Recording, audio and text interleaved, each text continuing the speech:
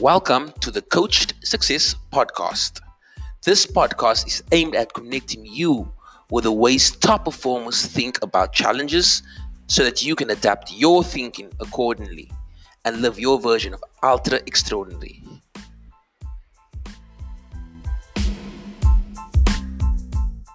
So today on the call we have Sinalo from South Africa. Sinalo, how are you doing?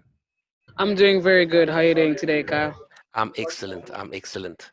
So Nalo, thank you for taking the time out of your day to chat to me and share your insight and your experiences of this journey called life. No, thank you so much for having me.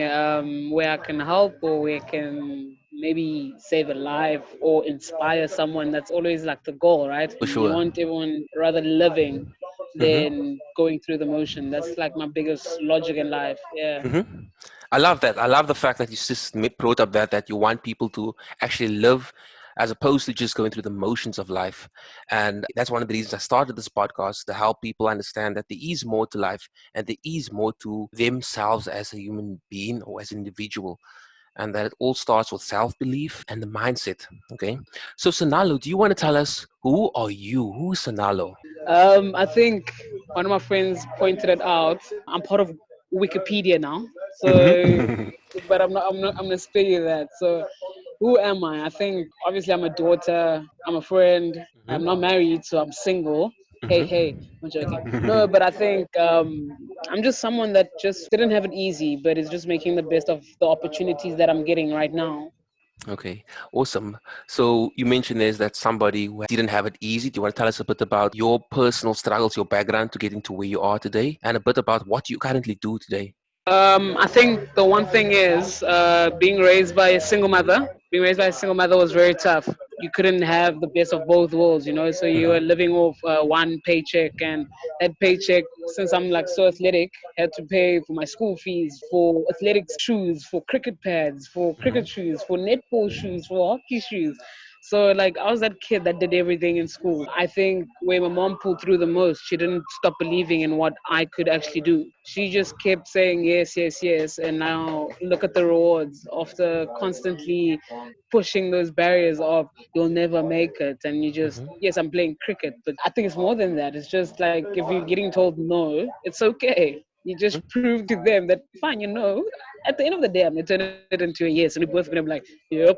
That's the one thing that just keeps driving me every day is just helping, and wherever I can help, then I'm winning. Okay, awesome. You said obviously you grew up with a single mother and on a single salary. It's really difficult making ends meet, but then still having to pay for your sporting activities, like you said, and which can obviously be quite expensive. But it just shows that she believed in who you could become and what you could become.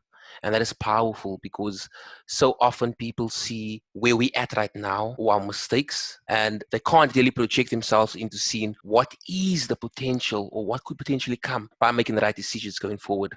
Okay, so you also mentioned cricket. Do you want to tell us a bit about cricket, what you currently do, and when you started getting involved with cricket? Actually, I'm a member of the South African women's cricket team. Mm-hmm. I'm the wicket keeper. So Mm-hmm. how I got involved was actually I just loved watching cricket. And then the one time I was like, you know what, let me try it out. Like I knew that I was playing hockey, so it was like a summer sport. What can I do? And then from there I just fell in love with it because I already was enjoying watching it. So I just fell in love with it. And once I was actually playing, I was like, oh my word, this is fun. Even though the sun is guns blazing, but it's so much fun and rewarding that I'm using that as an effect that to kids out there as a cricket player or as any actually outlook on life, whatever you're doing, I think once you put your head down and you work towards something, it will take time, 100%, but it will never be luck. People Mm-hmm. always say, oh, you're so lucky you got that, Yes. but was it really luck? Mm-hmm. Because you weren't there when I was waking up in the morning to go run. You weren't there when I was getting hit by a cricket ball on the head Mm-hmm. and trying to perfect something. Like, you understand? So they're like, oh, she's so lucky. Like, no, I worked for it. And it wasn't easy, but I just smiled because I finally succeeded. Well, not succeeded, but I'm on the right pathway Mm-hmm. to be a success. I haven't succeeded. Yes, in your eyes, you might be like, yeah, but Mm-hmm. I haven't. I've Yes. just got my foot in the door. I'm not Mm-hmm. done. I love that, first of all, the fact that you said you're not done. This is only the starting point. And that is powerful because it shows that, yes, I've got more inside of me. There is no limits on my capabilities and what I can become if I'm willing to put my head down, like you mentioned, and go all in. And then you also mentioned something really important and powerful, the fact that there is no thing as an overnight success or luck or the role that luck plays in it.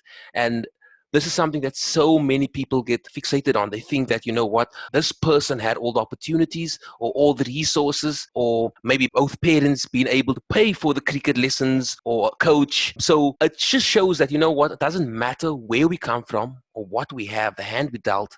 But if we make a decision to go for something and we act on that commitment, we can achieve amazing things.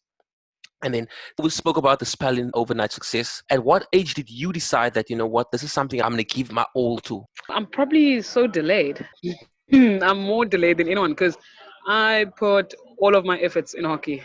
Everything, my whole life. I didn't have a social life. And then cricket came in. I was like, oh, hang on. I can still play and still keep relationships. I think the biggest thing is like just keeping relationships. I had friends, but were they really my friends? And then when Mhm. cricket came in, I'm like, okay, now I could actually see who the people that are willing to stay. Because I literally gave something up that I was playing for 14 years over something I've been playing for 5. How stupid would that be? Like, you understand? So the one thing for me when I knew cricket was it was I'm now 25. It was when I was 23, just 2 years Okay. ago, where I gave everything to cricket. Okay.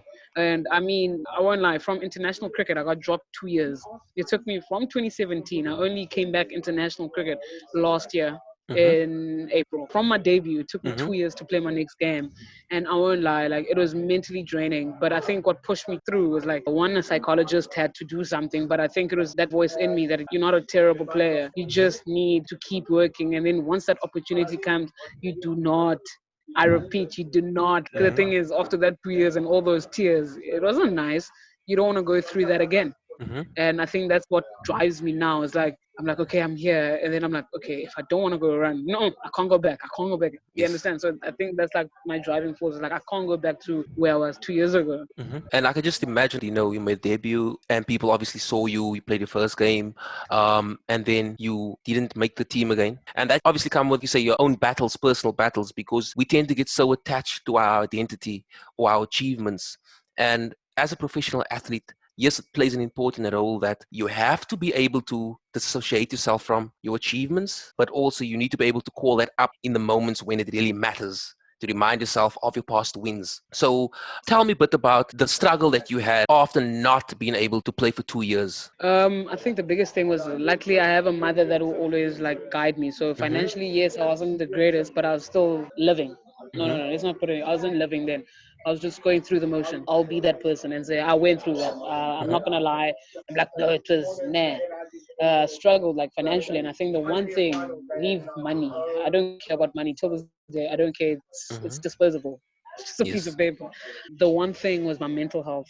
Like it took a knock because at some point I was like, can I even play cricket? Like, you Mm-hmm. understand? Like, you just made your debut, and now Mm-hmm. you like asking yourself, can I even play cricket? Mm-hmm. And that's something that you go through. And people always tend to think, yeah, she looks okay because she's smiling, but I think deep down you're like, you Yes. can't breathe. And that's the one thing, like I just couldn't breathe. And when like everything bad happens at one, that's how it felt. Mm-hmm. I was like, I can't get anything right. I just retired from hockey at age 22, so I Mm-hmm. can't now go back to hockey because my pride is like, uh-uh. Like, so I kind of like just sucked it up and like just spoke to someone. As I said, I was Mm-hmm. speaking to a psychologist. We didn't agree up front because I was Mm-hmm. very stubborn, and then towards the end I was like, hang on, I'm starting to see gradual Mm-hmm. mental shift, and it's not my fault. I just have to keep working. The opportunity will come because I thought I Mm-hmm. was done. Yes. And I can imagine that's a really bad place to be in because, like you say, you start doubting your own ability. Was it simply luck or what can I really play, like you mentioned there? And that's a bad place to be because it's easy to give up hope at that time and in that time and not do the work that's going to prepare you for the opportunities, like you say, that did arise and eventually did come.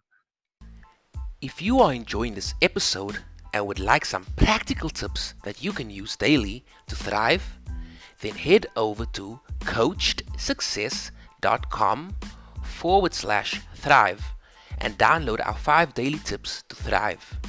That is coachedsuccess.com/thrive. Now let's get back to the episode. If you should sum up your experience into one or two lessons that you got from this challenge, what would you say it is? I want to go the subtle way. It's not about you.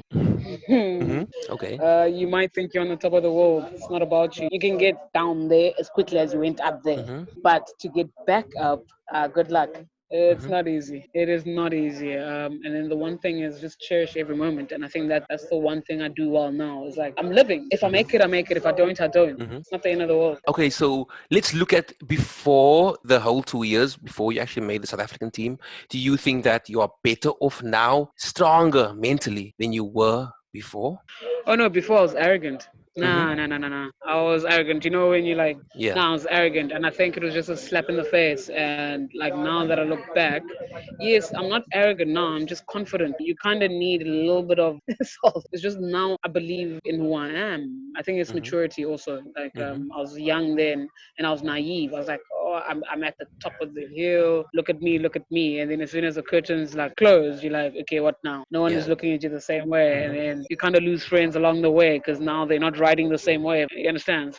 Yeah, and I love that, like you say, that taught you to be humble. It taught you that, you know what, yes, I might be at a certain level right now, but I can lose it all tomorrow. And this is something that a lot of people have to go through because we tend to become, like you say, maybe too big for our boots, or we think that we the best. And sometimes the challenge itself hurts, but you came out stronger. You truly live in life. And now you know that, I can lose it all tomorrow. So I'm living in the moment, I'm being present, and I'm working like I'm at the start of the hill or at the bottom of the hill, and that's amazing. And that's amazing. Like So, mhm, the one thing is like I'm actually part of like a company now, mhm, AMSAP, and what we do is like an NPO, so we just give mhm, back. And I think for me, that's so refreshing. I just joined them yesterday, actually, funny enough, and I just saw the work that they do behind the scene. Like they don't ask for much, but I think for me, giving back has always been my passion, and like I wanted to mhm, kickstart my own foundation. But then now, look where fate took me towards them, mhm, and you ask yourself, it's like, how mysterious does it work? Because now when I retire, I know exactly what I'm gonna do, because that's something I built like in my career. Like it's not something that I'm gonna start then. It's something because I've got what 6, 7 years left of playing. mhm. After that 6 years, what I'm gonna do? Because the curtains are gonna close, but on my terms now. So what's the Yes. next journey? Because Mhm. cricket is a journey now, and then from there you take it. Yeah. Mhm. Okay. I admire the fact that now you're also involved in MPOs and giving back, but also the fact that the rock bottom helped you dissolve your ego. Okay. You also mentioned something there. As a professional athlete, the competitiveness is important. You need that little bit of confidence. And I mentioned earlier, it's important that we know when to turn it on and when to turn it off. And by you obviously being in service of others is powerful because now you realize that, yes, my challenges are not as big as I think they are. My difficulties are not this major thing, this major hill that I make it out to be. And it gives you more meaning, your purpose, your journey. It just makes it more fulfilled and more meaningful. So awesome job over there. So we spoke about your mother always believing in you, but when did you start believing in yourself? Oh no, man! I was that. As I said, I was arrogant. Mm-hmm. So for me, not believing was never like a problem. I knew if I think besides that, if I kind of put my head towards something, I knew I was going to achieve and I was going to be the best. And I Mm-hmm. think yes, it was good. But obviously, once you get out of school, you play with older people, so you kind of like now have to Mm-hmm. work extra hard. So Mm-hmm. what you were doing at school, because I thought my first year, like I was brilliant. No, matric, I thought I was brilliant. Get to first year, I'm like, I'm average. Mm-hmm. So I think that's when it came back. I was like, hang on, but you believe in yourself. And I think that's when it kick-started. Like, it's fine, keep Mm-hmm.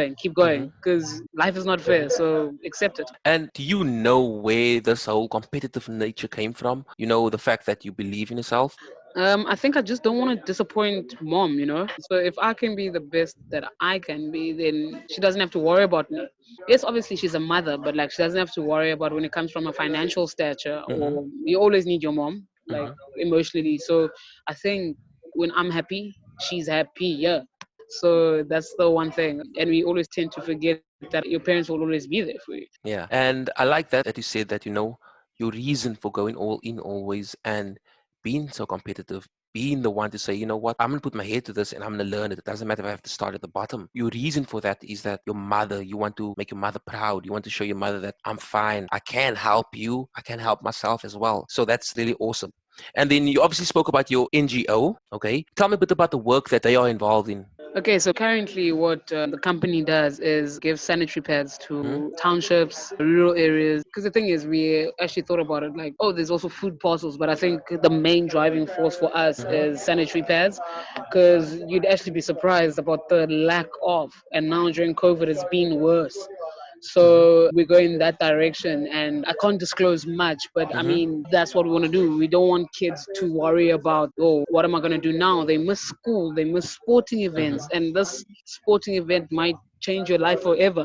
But now you have to worry, like, no, like I can't go because I'm a parent and I don't have product. Mm-hmm. And that for me is alarming. And so where we can help, we'll do it. Okay, great initiative. You have a daily practice that helps you stay in the winner's mindset. Honestly, I tried meditating. Mm-hmm. Not really. Didn't work. Mm-hmm. I did, but I can't cross my legs for long. Um, so I think the one thing for me is either running, gymming, or hitting a cricket ball. Mm-hmm. If I can do either of those, then my head is aligned, and I feel like I did something today. Because Mm-hmm. during COVID, that was really tough because you were Okay. so restricted. Yeah, like now I'm back to like the work I was doing before, and it's brilliant. I actually just got off training now as we speak, so it was really cool. Okay. So, like you said, awesome that you do have your fitness routine that you follow to get that daily wins and to put you in that state of winning. Now, is there anything else that you utilize besides the fitness aspect to help you not become very arrogant again? I read. Mm-hmm. I read a lot. I think that just keeps me sane Mm-hmm. most of the time. I love reading, which I never did actually until I started going on tour and on cricket camps. Because then after cricket, you're so tired, but you don't want to do anything. And the one thing that kind of brought me back was just reading. Just download a book on my phone and then I just read. I don't need to literally go to a bookshop or whatever. Mm-hmm. But I love reading. Mostly life books, but Mm-hmm. I'll throw in there a little biography from athletes. And then you mentioned earlier that you're not successful yet. First of all, what is your definition of success? Or what does success mean to you? I think the one thing that drives me is like when I retire, I want to be able to sit Mm-hmm. somewhere and be like, yo, it was good. Mm-hmm. But then, yes, I've succeeded in one part of my life, but now here's another journey. So I start all the way again. I'm not trying to say I'm a robot, but as I said, I want to live. I don't Yes. now at age 33, 34, I'm done playing cricket. What am I going to do?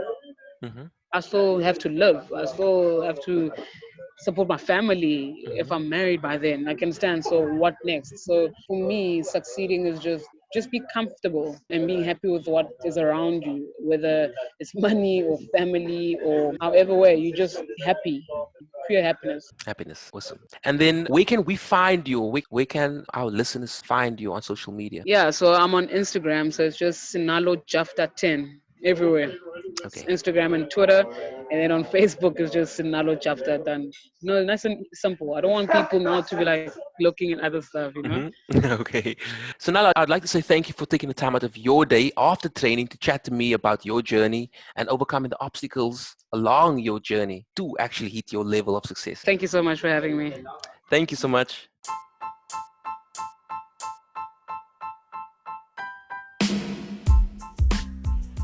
Thank you for listening to this week's episode.